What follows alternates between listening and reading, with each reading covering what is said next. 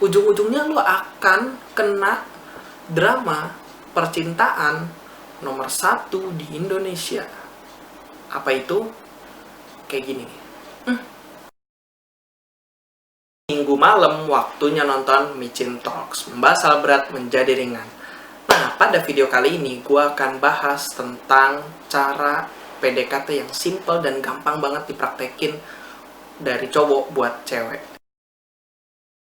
Kita mulai dengan bikin penasaran. Kenapa sih bikin penasaran itu bisa jadi salah satu rahasia jitu buat lu nih PDKT ke cewek-cewek? Karena dengan lu bikin dia penasaran, secara tidak langsung lu membuat si cewek juga mencari tahu tentang lu, tentang hidup lu, hobi lu, kesukaan lu, apapun yang lu ingin capai dalam hidup lu gitu. Namanya PDKT kan harus dua arah gitu kan. Sebagai contoh nih ya, ingat nggak film Avengers Infinity War?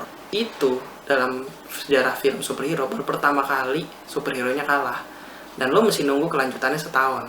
Penasaran kan?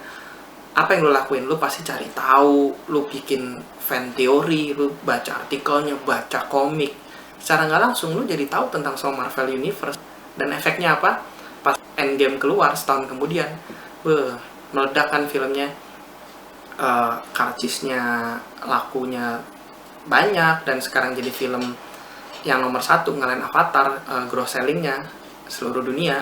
Dan juga waktu itu lu pasti ada yang nonton subuh-subuh, atau lu sendiri itu ada yang bela-belain nonton pertama kali. Gue harus nonton jam pertama nih gitu, ngantrinya panjang ya, karena itu semua penasaran. Bikin penasaran yang gue maksud di sini adalah bukannya kalau ditanya lu jawabnya setengah-setengah, itu namanya nyebelin juga. Tapi tuh gimana ya, lebih kayak lu nggak menunjukkan 100% nih, dia benar-benar memberikan segalanya buat dia gitu. Jangan begitu. Kalau udah ketahuan kayak gitu ya, dia udah nggak penasaran sama lu, susah buat tertarik sama lu gitu.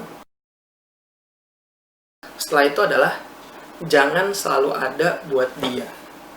Maksudnya adalah ya, namanya PDKT pasti lu memang harus memberikan perhatian lebih. Kalau enggak, apa yang membedakan lu dan teman-teman biasanya? Tapi poinnya adalah kalau lu selalu ada buat dia gitu loh, jadi dia juga nggak ada penasaran-penasarannya lagi sama lu gitu. Lu selalu ada buat dia, dan juga itu akan menurunkan value lu bro. Sebagai laki-laki tuh turun gitu kalau lu selalu ada buat dia. Karena apa? Kesannya kayak lu nggak punya kehidupan lain, lu nggak punya teman lain, lu nggak punya dunia lain, lu nggak punya hobi, lu nggak punya hal lain di luar dirinya gitu ya. Dan kalau value lu udah turun, susah sih buat jadi pacar. Ntar tahu-tahu jadi friendzone. Jangan ya, makanya jangan tuh tiba-tiba jam 2 pagi jemput dong di sini, lu lagi tidur, lu lagi capek, berangkat. Nggak, ya kalau emang lu capek ya lu bilangnya gue capek nih, gue nggak bisa nih gitu. Kalau lu emang bisa ya bisa gitu, tapi juga jangan tiap hari, tiap saat lu bisa gitu loh. Ya ada strategi lah. Mungkin kalau lu emang bisa, ya jangan selalu bisa banget. Kasihlah jeda-jeda waktu yang dimana emang lu juga butuh me time kan, butuh waktu sendiri, butuh have fun, happy sendiri gitu bro. Santai dan less effort, atau gue bisa bilang effortless. Karena menurut gue PDKT yang seru itu adalah keep it simple and fun gitu. Karena PDKT itu harusnya fun, seru gitu. Kalau misalnya PDKT tuh udah kayak jadi ada obligasi, ada keharusan, ada tuntutan, wah capek bro, ganti cewek aja. Itu baru PDKT. Gimana nanti lu pacaran sama nikah yang udah bener-bener ada komitmen? Capek. Istilahnya lu semangat awalnya nih karena lu pengen ngedapetin kan, tapi lama-lama habis bensin, materi bukan maksudnya kayak duit atau barang, tapi energi gitu loh. Energi lu itu habis gitu loh kalau lu udah effortnya maksimal terlalu berlebihan gitu, kayak lebay jadinya. Dan dari pengalaman gue sendiri adalah di saat PDKT santai tapi nggak terlalu fokus sama dia, dia malah akan menjadi fokus sama lu gitu. Dia juga malah jadi akan lebih mikirin lu daripada lu mikirin dia, dan itu lebih enak kan ke elunya kan. Akhirnya dari yang lu PDKT malah mungkin lu bisa di PDKT-in balik gitu loh. Jadi jangan terlalu nafsu lah, jangan terlalu maksa, jangan terlalu effort berlebih. Nyantai, effortless. Karena PDKT itu menurut gue mencari kecocokan gitu. Kalau lu effort banget, jatuhnya lu bukan cari kecocokan, tapi lu maksa gitu. Dengan usaha gue yang segini, lu harus mau jadi pacar gue atau jadi pasangan gue, gitu loh. Karena nanti misalnya si cewek terima semua usaha lu, tapi ujung-ujungnya dia tetap nolak lu, karena mungkin dia merasa nggak cocok, dan dia terima karena dia lihat lu udah usaha, ya udah dia terima dong. Kalau ntar dia nggak terima, lu merasa nggak dihargai juga kan. Tapi ntar lu akan bilang, dia PHP nih gitu, gue udah ngasih segala dia tetap nggak mau. Bukan dia PHP, karena lu maksa, usaha lu terlalu berlebihan, nggak natural. Dia emang nggak mau dari awal, tapi dia nggak enak aja. Tahu sendiri budaya orang Indonesia kan, nggak enak kan.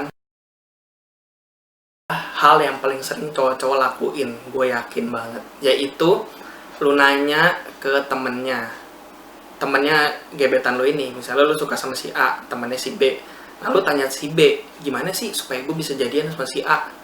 Ini menurut gue adalah tipuan atau kesalahan paling besar yang paling sering dilakukan oleh laki-laki. Karena waktu si B ngasih tahu saran atau advice cara deketin si A, itu sebenarnya adalah cara si B suka di PDKT-in, bukannya cara supaya lu dapetin si A. Tapi secara nggak langsung dia menceritakan dia tuh mau di PDKT-nya kayak gimana gitu. Jadi nggak efektif banget, lu nggak akan dapetin si A juga ujung-ujungnya. 80% ya, mungkin 20% berhasil, mungkin karena lu hoki gitu. Misalnya lu nggak percaya, ya silakan survei sendiri. Ini survei yang udah gue lakuin selama bertahun-tahun kayak gitu. Jadi jangan mau dibodohi wanita. Itu adalah tipu daya wanita. Kalau lu mau tahu cara PDKT, ya tanya ke temen-temen cowok lu aja. Gue kasih tahu nih ya, kalau mau tahu cara PDKT, lu tanya ke temen cowok lu yang paling brengsek, yang paling playboy, atau sekarang istilahnya fuckboy. Itu dia bakal ngasih tips yang menurut gue, atau rahasia-rahasia jitu yang pasti lebih berguna daripada lu nanya ke temennya si cewek itu. Jangan kasih semuanya atau sesuatu berlebihan, baik itu dari sisi materi atau perhatian. Ini kalau lo denger tadi sebenarnya nyambung dari bikin penasaran, santai, less effort. Ya karena memang itu semua berkesinambungan gitu loh. Sekarang gue jelasin kenapa jangan kasih sesuatu secara berlebihan kayak perhatian atau materi. Mulai dari perhatian ya. Perhatian dulu. Kalau perhatian lo kasih berlebihan dan lo jadi kayak fokus ke dia, nggak punya kehidupan lain gitu, kesannya nggak punya kehidupan lain, nanti oke, let's say lu pacaran sama dia, tapi one day lu kan punya kesibukan lain, karena sebenarnya lu memang punya kesibukan lain gitu, dan lu nggak bisa memberikan level perhatian yang sama. Ujung-ujungnya lu akan kena drama percintaan nomor 1 di Indonesia. Apa itu? Kayak gini nih, kamu sekarang berubah deh, udah gak kayak dulu lagi. Dulu tiap aku telepon kamu langsung angkat, dulu tiap aku minta jemput kamu langsung mau, kamu langsung datang. Dulu tiap aku lapar kamu langsung datang bawain makanan. Sekarang kamu ngirim abang Grab, abang GoFood untuk ngirimin aku makanan. Kamu berubah sayang. Dulu kamu gak seperti itu, kamu lakuin dulu semuanya sendiri. Genteng rumahku bocor, kamu benerin. Pipa rumahku bocor, kamu benerin. Ada kecoa, kamu panggil tim SAR sama Badan Penanggulangan Bencana Nasional. Sekarang kamu sudah berubah. Kalau ada kecoa, kamu suruh aku beli baygon aja, semprot. Di mana kamu yang dulu? Kayak gitu tuh jadinya. Makanya nyantai aja, jangan terlalu berlebihan. Sekarang, kalau lu ngasih berlebihannya materi, menurut gua ini lebih parah dari perhatian.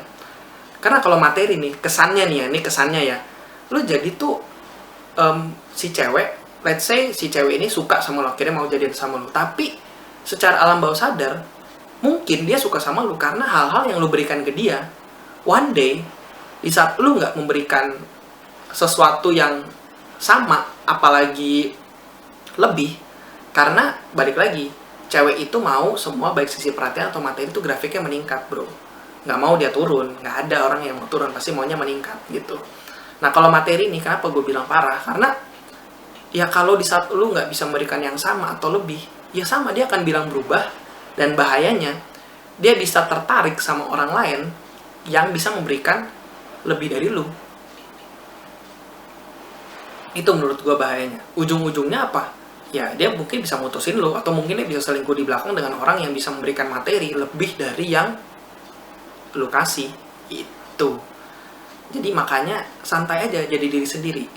Menurut gue sih lebih baik lu ngasih sesuatu yang standar, yang memang sesuai kemampuan lu, dan lu bisa lakuin secara long term, atau konsisten. Intinya konsisten. Kalau misal lu memberikan sesuatu standar normal, bisa long term sampai pacaran, nikah, lu bisa kasih hal yang sama, konsisten, ya udah dia akan merasa kayak, oh ternyata orang yang PDKT sama gua, dan orang sekarang yang pacaran sama gua, dan orang yang nikah sama gua, itu orang yang sama, bukan orang yang beda. Emang dia dirinya seperti itu, tidak ada yang berubah dari dirinya.